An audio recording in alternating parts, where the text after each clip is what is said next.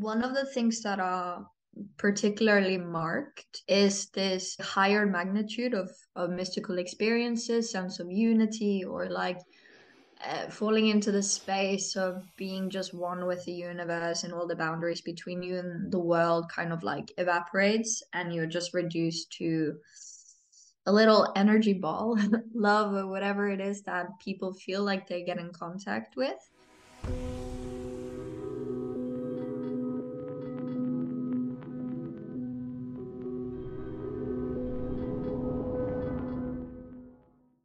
Welcome to Living Mirrors with Dr. James Cook. My guest this week is Malin Uthaug. Malin is a researcher specialising in altered states of consciousness with a particular focus on 5-MeO-DMT. Her PhD work in psychopharmacology involved conducting observational studies of ayahuasca and 5-MeO-DMT use outside of a laboratory setting. She moved to the Centre for Psychedelic Research at Imperial College London following completion of her PhD, where she continued her work on 5-MeO-DMT, but also expanded her research interests to focus on holotropic breathwork. Today, she is co-leading a phase 1 clinical trial on the effects of 5-MeO-DMT. She's also an editor for the Journal of Psychedelics Studies and a board member for the podcast Psychedelics Today, as well as a co-founder of Norwegian Psychedelic Science. Outside of her research work, she also competes as a freediver for her home country of Norway. Today, we discuss the science and effects of 5-MeO-DMT. Hope you enjoy the conversation. Okay, I am here with Malin Uthaug. Malin, thanks for coming on the podcast. Thanks for having me on. Yeah, very excited to have you here. So we're going to be talking today about mainly about your research into 5-MeO-DMT. And so I wonder if, to begin with, you could give people a bit of a kind of overview as to what 5-MeO is, where it's found in nature, that kind of thing. Yeah, so 5-MeO is a naturally occurring psychedelic substance that is found in large concentrations, specifically in the Sonoran Desert toad, Bufo varius. It can also be found in various plants that are used in the yopo stuff that some people use in the Amazon and so on. And then it's found in various plants. But mainly what has been used up until date, I think more is the toad secretion. So get the synthetic version of the substance. So people are also using that both, in naturalistic sessions, and of course, as part of like lab studies, is the synthetic version that has to be used, as opposed to the bufotoxin, because it includes a lot more, different molecules and all of that. So for safety reasons, that's why you have to go with the synthetic one. And also, I mean, I feel like there's a lot of discussion at the moment in this specific area around the sustainability, right? Because a lot of people go and kind of stress out these toads to get the venom, and they're not a particularly abundant species. And so are you an advocate for generally, wherever this is used, moving towards a synthetic source?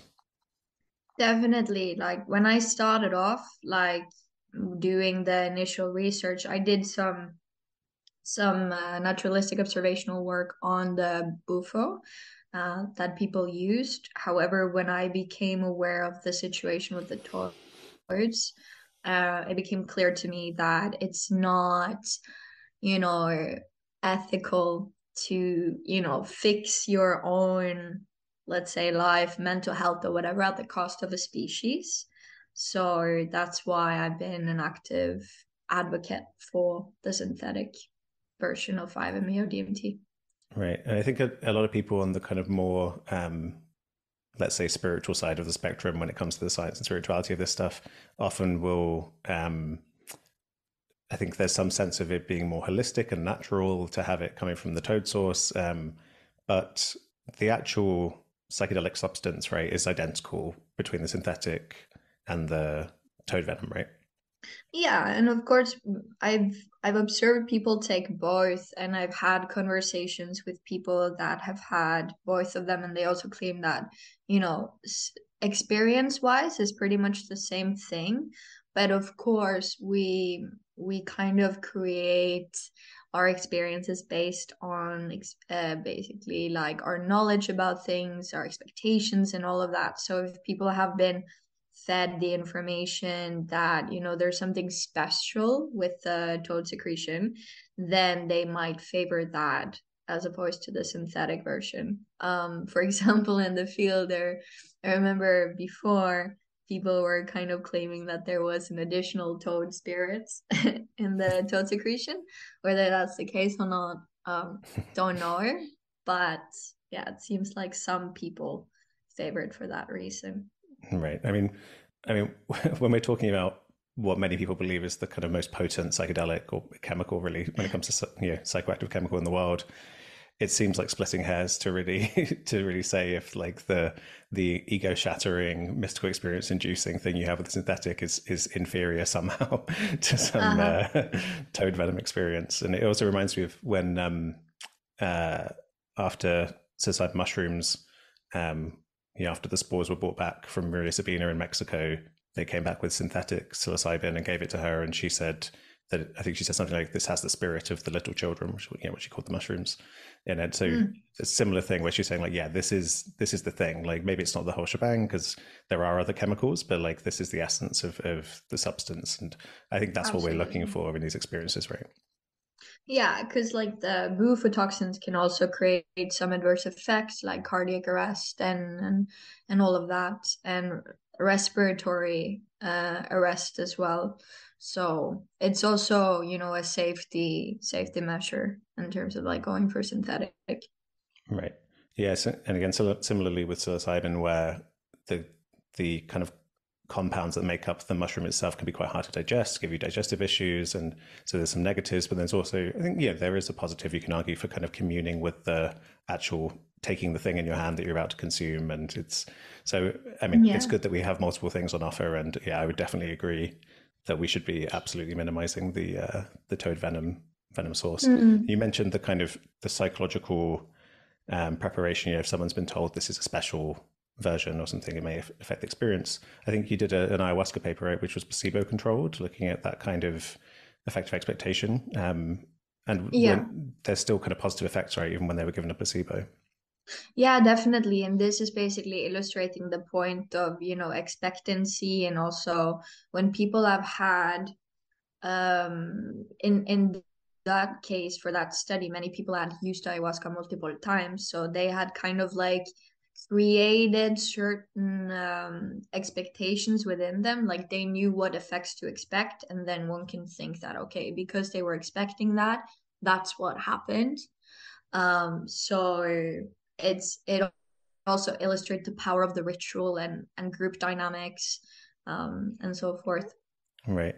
Yeah, it's also not uncommon. Ayahuasca seems to be a lot less kind of linearly dose dependent than other psychedelics. Sometimes people will have a big experience and sometimes a small experience on the same dose, and it's not uncommon for people to just have real no effect at all. And so I wonder if you've been going around putting in placebos in people's ayahuasca ceremonies, so that in the wild, so that no, I'm sure it would only be with consent. But so with the actual kind of experience itself with 5-MeO, maybe you could describe a bit about the effects on consciousness.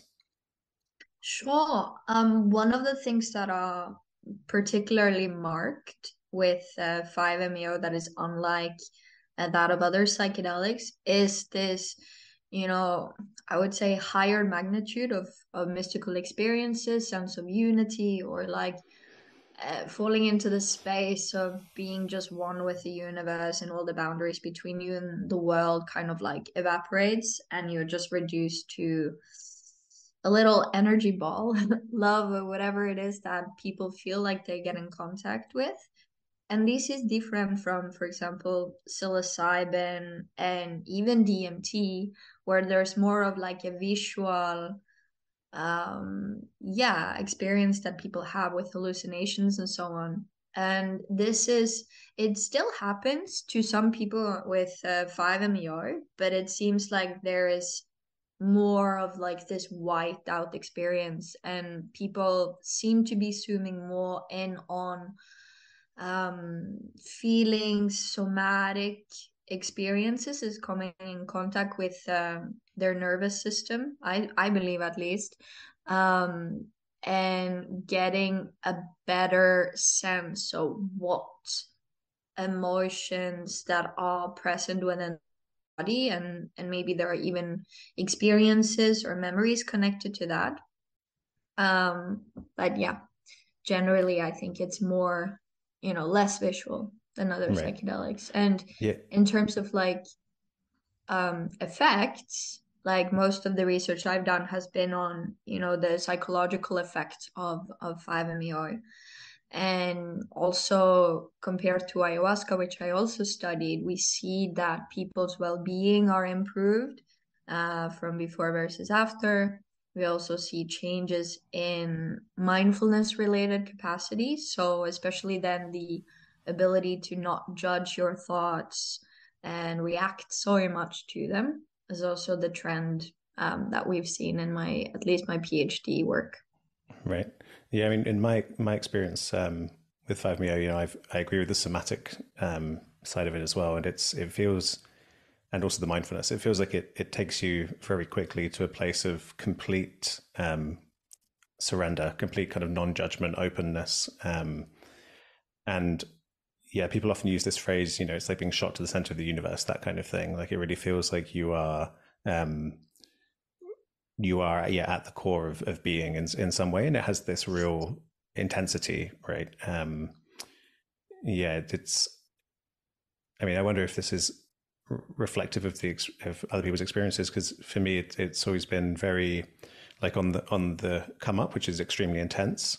The intensity is almost like a not being able to grasp onto anything in your mind, not like cognitively being able to rest anywhere. It's like being just seeing that reality is a kind of the future is completely open and undefined, and then reality is this process of constantly things becoming actual. There's a branch of metaphysics called process metaphysics. This is kind of this picture of the world that it's all to do. Like what's happening at every moment is everything's collapsing from kind of possibility to actuality, and this is like a it feels like this rush of energy that you're just constantly becoming at the forefront of existence. And but then once you're there, like once you've had this kind of breathtaking rush on the way up, it feels like at least there's a kind of plateau of just acceptance of deep mindfulness and somatic kind of inhabiting of the body, and it feels like you just exist. Everything just is. There's no need to resist anything, and that's a wonderful Yeah. moment to do kind of to release somatic stuff and memories associated, psychological material associated with whatever you're holding in your body. Yeah, I liked what you said that it's just is isness. And that I think can be a very beautiful experience to have, especially in the world that we are living in. There's so much going on, so having everything just like reduced to what life truly is about, I think can be very meaningful and potentially life changing for people. Yeah, definitely. I mean, the in that plateau phase when you're in that sense of isness, a phrase often comes to mind. It's kind of like recognizing the cosmic groove is the mind that comes to mind, because it's like when you're dancing's a non-conceptual thing. You're just being, you're moving, and it feels like being in that. You're not thinking, you're not analyzing, you're just in the movement of reality. And that sounds kind of trivial to call it kind of cosmic groove, Mm-hmm. but in doing so, you can really process a lot in this deep kind of embodied way. So I mean, I think it's I'm glad that you've been doing this research, because it seems to be understudied to me, because there's no there's almost no kind of extra fluff around the experience. There's no kind of with psilocybin, there's a lot of visuals and interesting, you have kind of entity experiences, all this other stuff around the mystical experience. But with 5-MeO, it just like takes you straight to the core of it, and then has this Mm. wonderful, allows you to kind of look at the things like the therapeutic somatic effects we were talking about as well. Yeah, I mean, Mm. do you have a sense of why it's not studied as much as other substances? Um, well, it was also when I started my career, it was like 2016, 2017. I hadn't heard about it until my supervisor at the time was like, hey, there is this understudied substance. And I think around this time, it had been like a couple of years that certain practitioners had been administering towards secretion. So it was starting to gain some popularity, let's say, because of those facilitators traveling around. Um, and from then onwards, I was also very curious about 5-MeO overall, and I've always been a person that loves to explore these uncharted territories. So a bit of like an adventurous spirit, let's say, and also drawn to novelty. So I think for me, I initially, like, I started off with ayahuasca, but then I was like, hey, this is an interesting molecule. And the more I dove into it, the more interesting it became. And particularly also what you said with, you know, it doesn't have those hallucinations. It's more about zooming in to the core of things. And for me, it seemed a bit like maybe those hallucinations or like trips could be somewhat distracting from what I felt could be giving better results in terms of like bringing about healing better from mental health disorders. Like, you need to get to the core of things. There's no way around. There's no it's not a fairy tale ride. It's actually straight to the core. And it's beautiful and hard at the same time that 5-MeO does that and pushes people to those places that they don't want to go.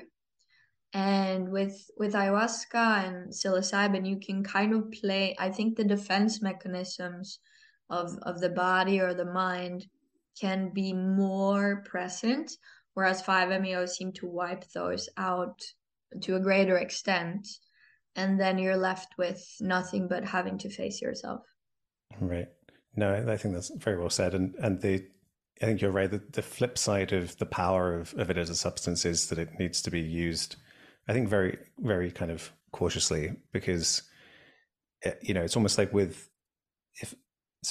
by analogy, if you'd injured your body, and something like psychotherapy would be like gradual physio, where you're very kind of gradually trying to repair things, and it could take a while, and you're going to get there eventually, through this slow process. Whereas 5-MeO is like, I guess, like a snapping a bone back into place. Like everything just kind of, we're just going to do it all in one go, and it's going to be simultaneously a gigantic relief because everything's getting addressed, but it's also going to be very confronting and intense. And so I think, Of course. yeah, I think the dynamics of it as well, the fact that it kind of literally over seconds strips away every resistance you have, you know, in kind of modern psychotherapeutic models that are based around kind of parts of the mind, this way of thinking about the mind as consisting of different almost subpersonalities. I think that's quite a useful model of the mind. And I think with 5-MeO, there are parts of you that are trying to keep you safe, and you're kind of forcing them aside. You're basically, what we might call the ego. I'm not someone who thinks the ego needs to be obliterated and killed and demolished like a lot of narratives in the psychedelic space. I think the ego serves a useful function, and you're kind of treating it, if this isn't being treated as the kind of the final boss of the psychedelic journey, not to trivialize it, but then you're kind of forcing that aside, and I think that can have maybe can leave you less integrated. So with 5-MeO, it seems quite common to see quite egoic practitioners, like people who abuse the power of the substance, to give people this amazing experience, and then there can be a lot of transference of like people's issues, or like messianic projection of like, this person saved me, and people seem to be exploiting that with 5-MeO more than other substances. Is that your impression? Definitely, it is totally my impression. And also I see a lot of people that have this expectations towards 5-MeO, that just smoking it is magically going to change your Right. life. And also because it is, at least with vaporization, it's a very quick onset, offset, and all of that. It's 15 minutes more or less. And this also brings me to the topic of like spiritual bypassing, that people Right. might be using 5-MeO or other, spiritual practices, and just basically saying, okay, I did that, and that means I fast forwarded from like point A to B where I'm better. But then later on, the same problem starts bubbling up to the surface, and you're there back to square one. And so this is why I also don't think it's super helpful to blast people off. And it's also why I studied other administration routes with 5-MeO, for example, intramuscular injection, which is slower onset, slower offset, and you have more time in this limbo space, let's say between I don't know, complete dissociation and altered states, you know? So I feel and I felt for a very long time that intuitively that is more, let's say, humane and more effective, and, and also allows the person to be, you know, online during the experience, because I've seen way too many people um basically dissociate and not remember anything. While some people might argue that's helpful, I don't think it is.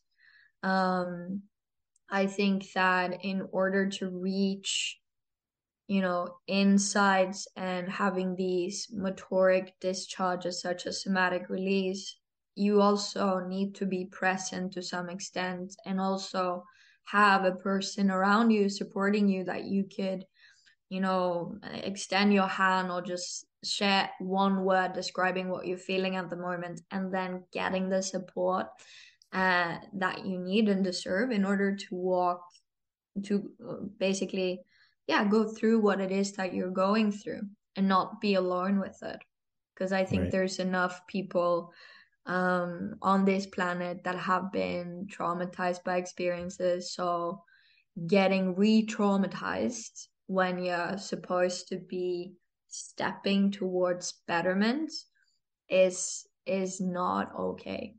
Right. No, I completely agree, and I think part of part of the healing process is learning to kind of navigate your own experiences and the world in a way where you feel like you're in the driver's seat, and you know how to take care of yourself and engage in self care, Mhm.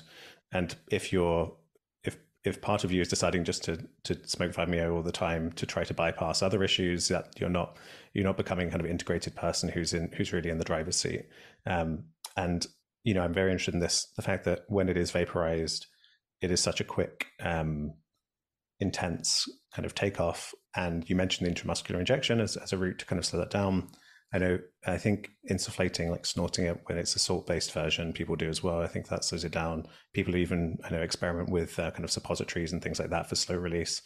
And yeah, I don't think it has to be, well, I guess the question is it potentially traumatizing for people to have such a quick takeoff? As I was saying, the ego is kind of brushed aside, and then maybe it's too violent a thing for those parts of the mind.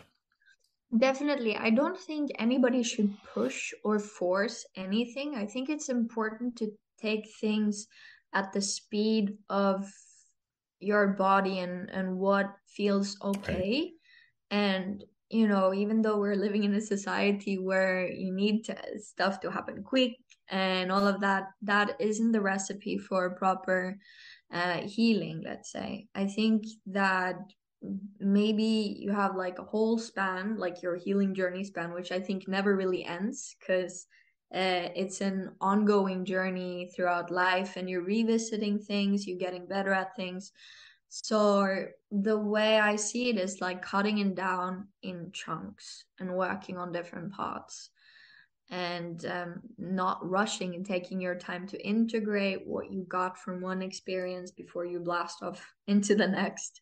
Right. Yeah. Yeah, I definitely agree with that. And you have this phenomenon of reactivations where people kind of have not quite flashbacks, but a kind of a reoccurrence of this non-dual state of unity, and is it right that the research tends to show that these are most often neutral and positive rather than negative? That's what we've seen so far.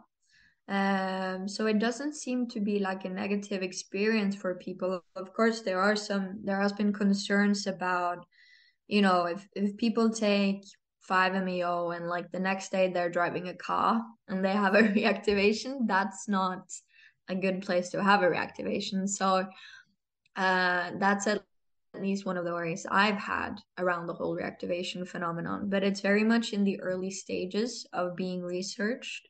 So we're trying to explore more and more about the phenomenology of reactivations and how they're caused and why. And earlier on, like in 2019, I did this presentation at Inside Conference talking a little bit about reactivations, and also shared this idea that it could also be related to this process that might have been started within someone to potentially shake off somatization emotions or work through memories and stuff. And maybe, for example, with vaporization, since it's so quick in and out, that process might have been started but not finished. And so then once a person is in like a different place, they are relaxed, their body is feeling okay, now it's safe to release, because it's important that you feel safe when you're doing those things. Then there might be this reactivation phenomenon, so to complete what had been started initially in the experience itself. Right. Yeah, no, I think I really resonate with your perspective on this. So these kinds of things, I guess, in your studies, did they initially appear as kinds of adverse events where people would report having kind of tension and things like that in the body after the experience? I remember one that we did about where we collected saliva samples. So I did note that there were some adverse effects there. And I don't remember exactly the what was written there, but I think one was mentioning something about more bodily tension. Another person got Right. insomnia and stuff like that. It's in the paper, but um, what I think now is is basically also based on what I read about somatic release, catharsis, and things like that. And I came over this article right before Christmas where a person had done a study on the effectiveness of gaining like a psychological insight to something, and psychological insight paired with emetoric discharge, like bodily experience of shaking something off or crying something out. And this person found that when you only had the insight about something, that actually increased tension in the body, whereas insight and motoric discharge led to less tension. So this kind of seemed to imply that maybe what I had thought about in 2019 could be something worth exploring further in terms of other studies. That do you need only insight to get better, or do you need both insight and somatic release? Right. No, yeah, I think that's a great take on it. So just to drive the point home, if someone smokes 5-MeO and then they have a kind of a cathartic experience, but not, we're not the kind of creatures where you can really get rid of everything in one go. As you said, life's a kind of healing journey. So not everything's released, but maybe they've had an insight that they've been carrying grief about something, but they haven't really cried it out because they're in a ceremony setting or something. And then a week later, they notice there's real tension in their chest, and that could be Yeah. because they've had part of the insight, they've noticed that there's grief, but they've not performed the actual kind of physiological actions that would allow the autonomic nervous system to kind of complete its loop and come back to some level of safety. Is that kind of fit with what you're saying? Yeah. Yeah, that's basically what I am thinking, that, when there are unprocessed emotions and memory, it creates tension in the body and you have to release it basically. Right. Yeah. Yeah. You're But kind of braced then against that opening process, right? You're kind of keeping hold of whatever it is, and the healing part is allowing it to come out. definitely, and one thing I wanted to add to this is like having watched a lot of sessions with 5-MeO or Bufo, it's also this discussion whether people are having somatic releases or they are just being re-traumatized. So that's also something that has to be studied more. I think, when is it a somatic release and when is it re-traumatization? So when is Right. it a good bad trip, let's say, and when is a bad trip? Right. So a good bad trip being you confront difficult material, but you're resolving it, and a bad trip being it's overwhelming and you're Really like left horrible. right, Yeah. not in a healed space. Yeah. And I wonder if my impression, with these reactivations, given that they're neutral and positive on mass generally, I wonder if there's a sense in which the dynamics trigger a kind of like a flashbulb memory type trauma memory from the autonomic nervous system, that something intense is happening, but because it's so overwhelmingly positive, it's not quite a trauma memory. It's not quite a flashback that's negative, but it recruits some of the same physiological processes in the brain to prompt you to revisit something that was an intense experience, you know, which is kind of why we have flashbacks, right? To process overwhelming things. Do you think that's a possibility? Maybe. A true scientist, wait for the doctor to come in. Yeah. And so with these, on the kind of somatic side of things, I mean, you do freediving, right? Did you come to the somatic stuff through the freediving? Yeah, so I've been freediving for a while now, like 3 years now. I started during the pandemic. Um, but yeah, in terms of the somatic aspects there, I haven't really had any like somatic release experiences whilst freediving, but I think it's a very bodily sport. So through that, I've also come in greater contact with my own body and learned to withstand a lot of, stress, because it is quite stressful to have to dive to whatever depth, and like basically making sure that you are staying calm and relaxed. And whilst living in Dahab, I was observing all the freedivers and what they were doing, and kind of started to draw parallels between freediving and psychedelics. And one of the things I realized, for example, freedivers were super lazy. Like everything is about preparing for the dive and staying relaxed and lowering inflammation in the body, so your body is working optimally. And then I came up with this theory about the popcorn theory, which is basically that, with psychedelics is all about mindset and preparation. But for freedivers is not only about mindset, but also bodily preparation. So how well you sleep, how much water you drink, all the food. For example, freedivers should need so much cheese and bread because it forms a lot of mucus. So equalizing the pressure when going down is harder. And I was like, okay, so there's this thing with the ayahuasca diet, right? That people are kind of like cleansing themselves before the ceremony so that at least the plant medicine can do its magic better. So it seems to me that is both about lowering inflammation in the body so that you can have a peak experience or perform peak performance. Right. So yeah, some level of kind of groundedness and the opposite of being stressed out and agitated on a physiological level seems kind of common to both. I mean, Definitely. for anyone who doesn't know, free diving, you're not using any breathing apparatus, right? You're holding your breath and diving down. And does, in the psychedelic space, there's a lot of kind of breath work stuff as well to induce psychedelic states, or even just to do other kinds of forms of well-being practices. Do you see kind of overlap there with your experience with free diving? Definitely see the overlap. I think they're all kind of technologies or like keys to open similar doors. I think that the common denominator is stress.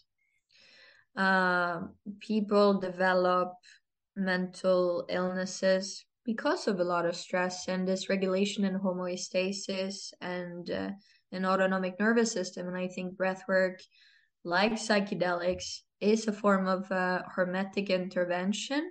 Could also be um, anti-inflammatory treatment. So 5-MeO is also shown to, you know, have immune modulatory potential. And I think we are starting to see similar trends also with breathwork. There's a lot of studies now being done on the physiology of breathwork and what happens. And so it's going to be very exciting when these things are coming out. I think, again, there's a lot of overlap between all of these things. Right.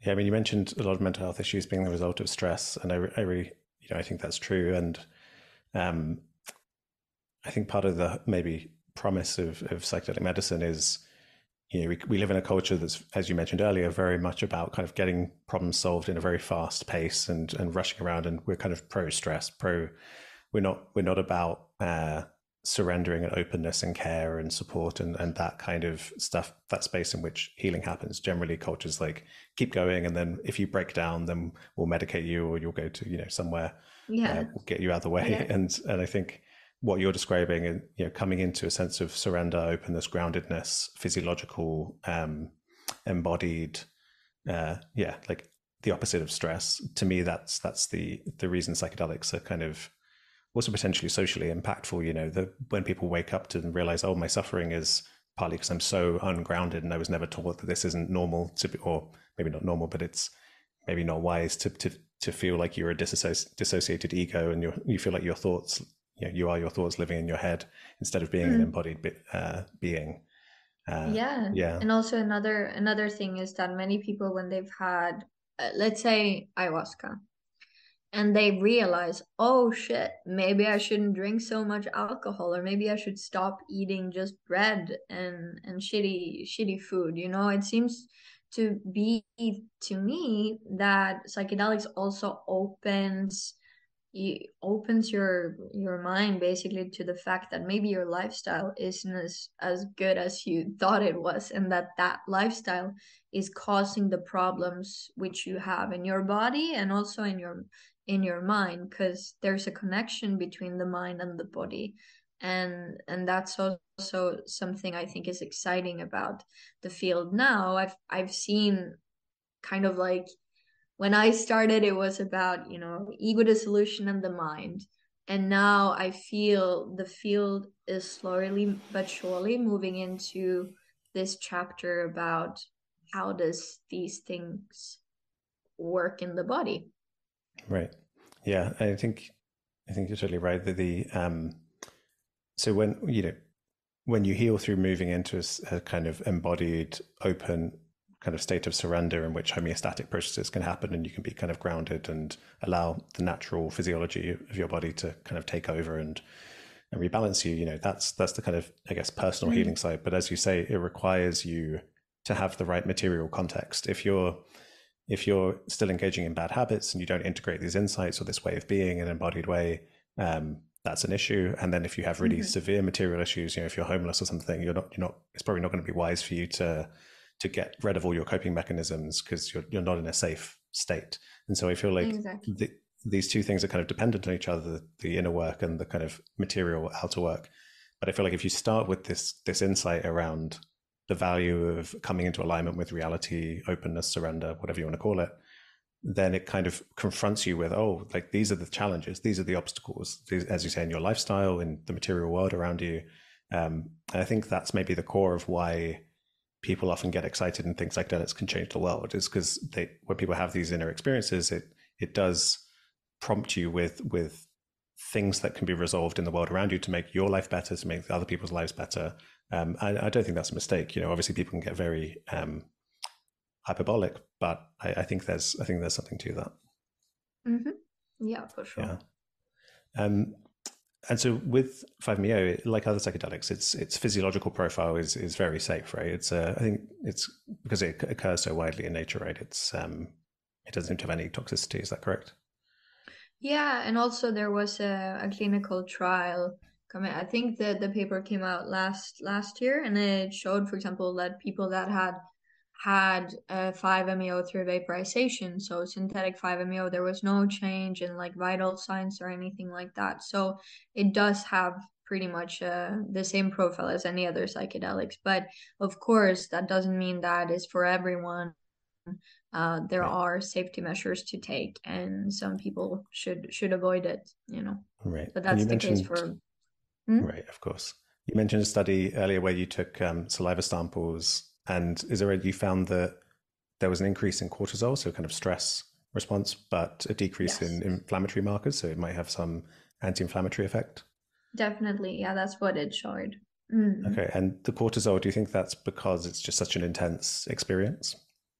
Yeah, because it will mimic this stress-like state, and that can repress certain inflammation also in the body, at least from what I've understood from what Attila Szabo has taught me, and we co-authored this project together.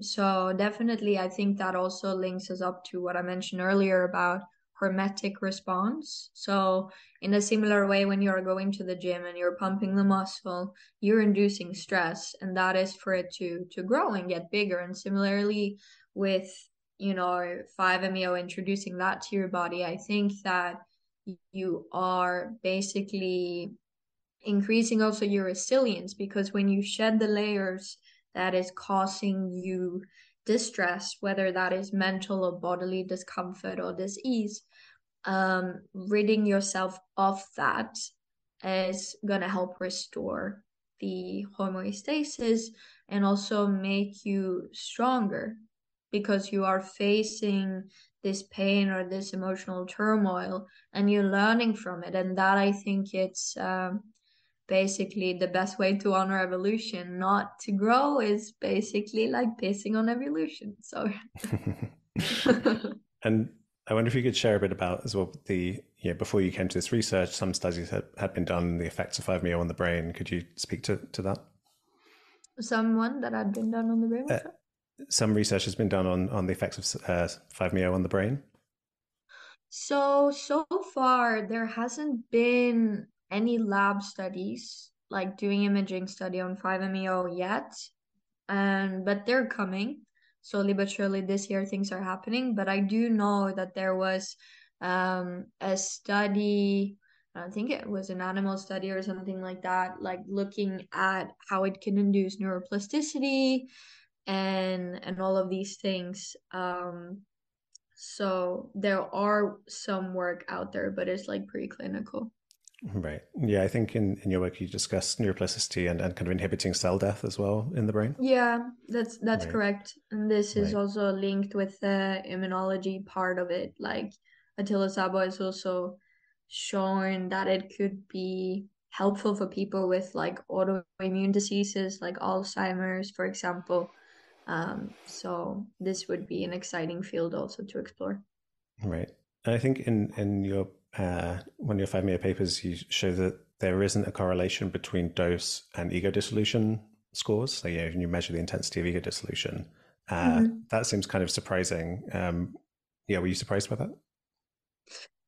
Uh, I I think back then when there was this whole theme around, oh, you need high ego dissolution ratings in order to see improvements, it was different to what our expectation was. But looking back now and kind of with the knowledge that I'm sitting with now, I don't think it's so surprising, because we are all different and we need different doses, and that's basically what we've seen. And I think that, as I mentioned in the papers, it can be due to so many different factors that we're yet to explore. It can be, for example, with the vaporization inhalation techniques. So how much is a person getting into their system? And especially also back then when people used to crack pipe, then the vapor would also disappear. So there was no way of telling how Right. much a person was ingesting or not. Another thing is, people's metabolism for the drug. And I also think that, defenses of the mind and body is also a thing. Right. How much you're resisting and how much you're letting go. Right. That makes sense. And I wonder, I mean, like when you're observing people, people must vary in how long they hold their breath, right? How long they hold it in. I just imagine some people breathe out relatively quickly. Other people might hold their breath for 20 seconds or something, Oh yeah, affecting how much gets into the system. Yeah. definitely, definitely. Mm. And were the findings on kind of, you looked at kind of anxiety, depression, mindfulness, these psychological factors. Would you conclude that ego death or ego dissolution in this context is therapeutic?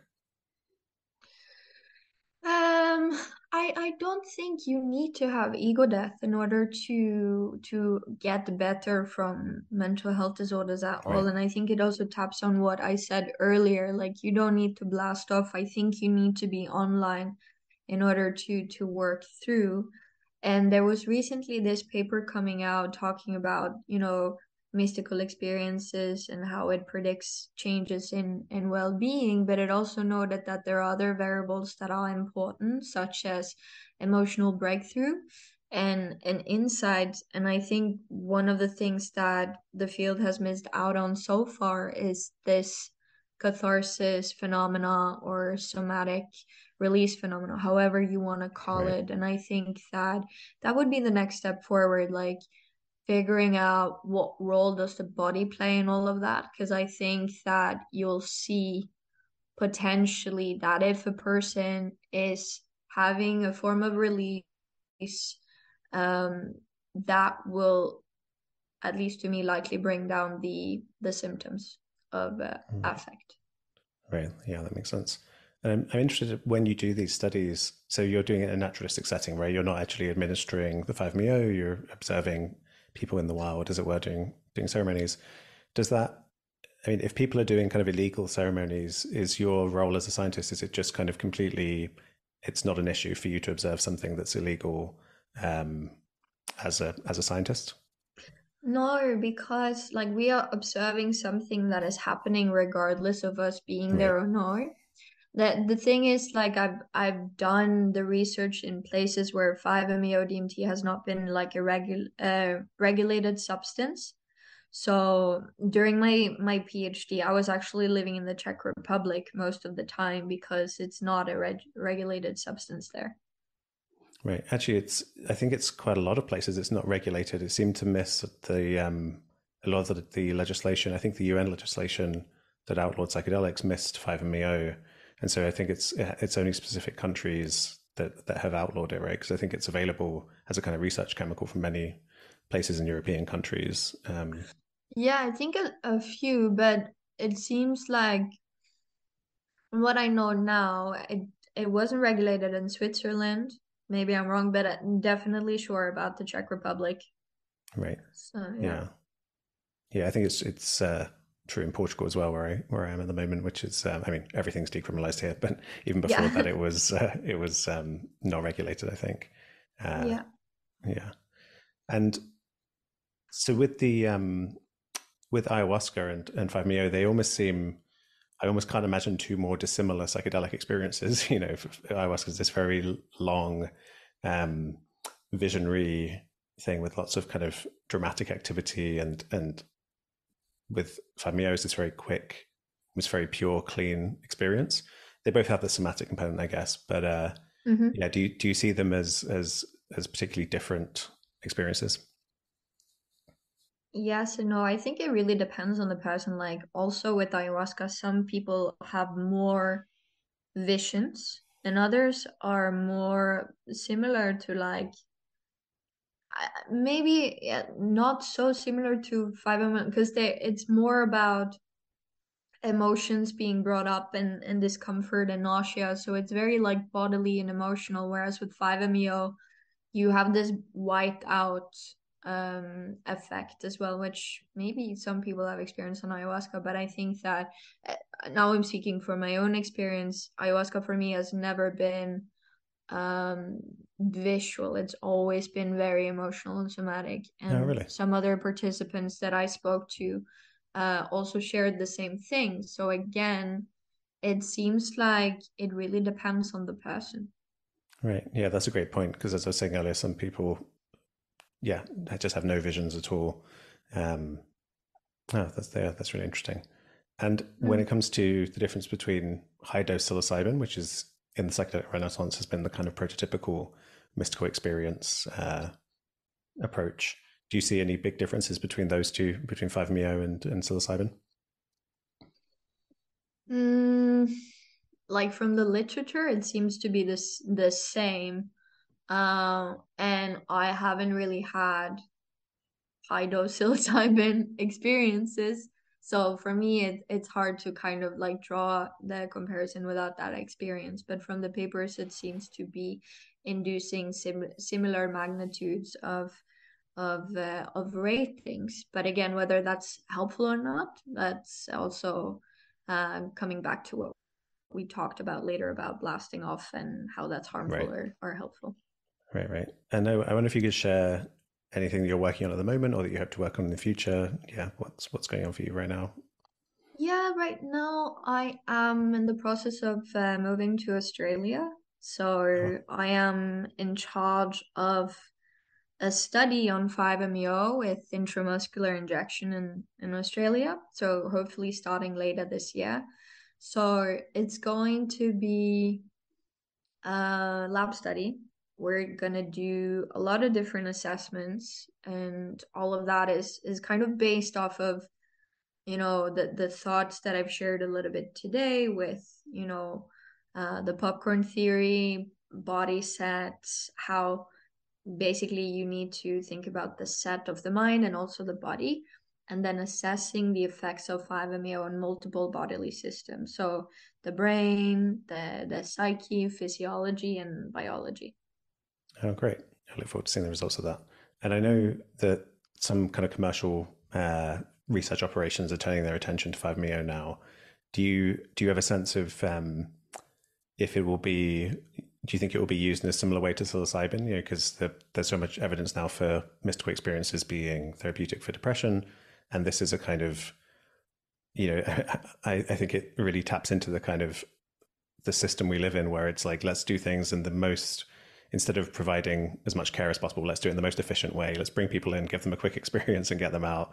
I wonder if 5-MeO might actually end up being a substance of choice for the kind of companies that are trying to roll out mystical experiences for depression. Definitely. I see the trends for that being the case, but I hope that there are people out there that wants to change that and jump on the bandwagon as well. Right. Yeah, I'm glad you're doing the research you're doing as well, because you're clearly doing it as someone with insight into the, not as someone who's just a 5-MeO evangelist, someone who's looking and seeing if like maybe other substances or other approaches, maybe even non-psychedelic approaches, are better than blasting off with these intense experiences.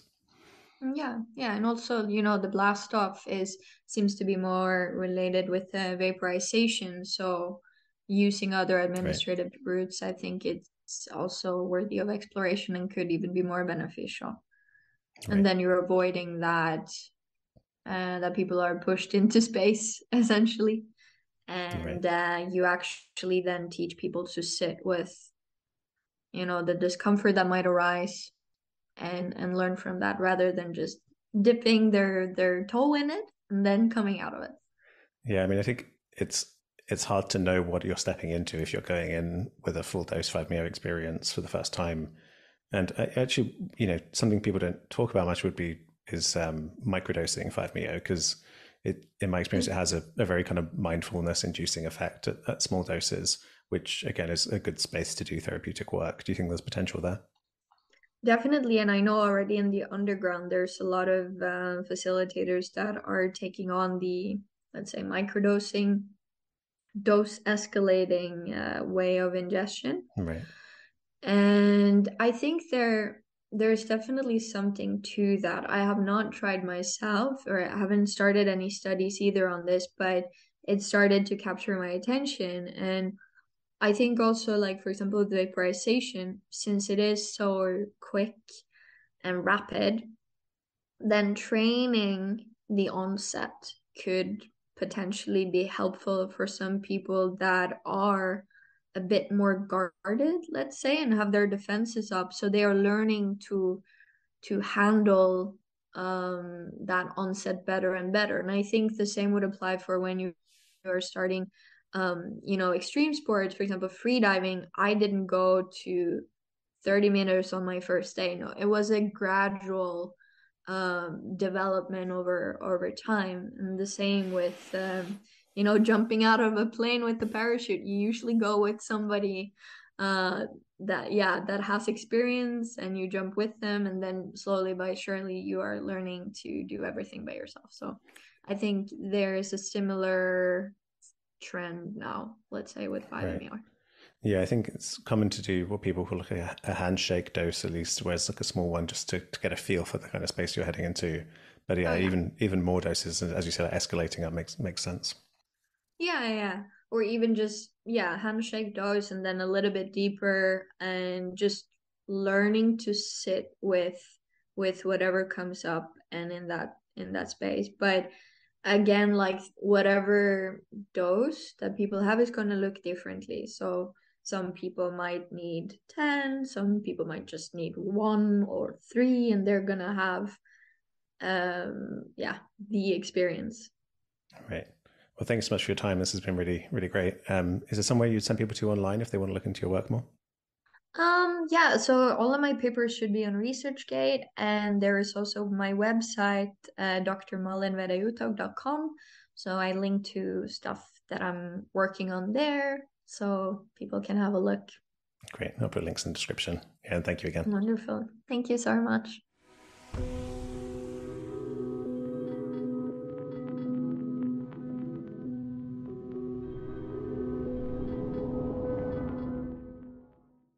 Thanks for listening. If you're watching on YouTube, please like and subscribe. And if you want to help the podcast reach a wider audience, you can leave a review on Apple Podcasts. Finally, if you want to offer financial support, you can go to patreon.com/Dr. James Cook.